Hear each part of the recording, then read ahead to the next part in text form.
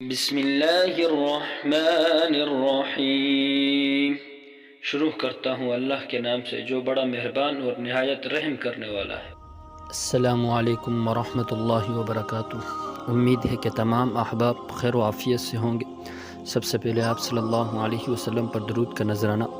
اللہم صلی علی محمد عبدک ورسولک وصلی علی المؤمنین والمؤمنات والمسلمین والمسلمات۔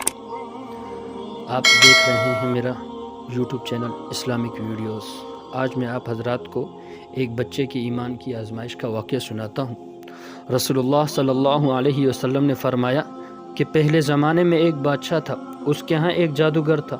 جب وہ جادوگر بوڑھا ہوا تو اس نے بادشاہ سے کہا کہ میں اب بوڑھا ہو گیا ہوں اور میری موت کا وقت قریب آ رہا ہے، مجھے کوئی بچہ سونپ دو، میں اسے جادو سکھا دوں۔ چنانچہ ایک ذہین لڑکے کو وہ تعلیم دینے لگا۔ لڑکا اس کے ہاں جاتا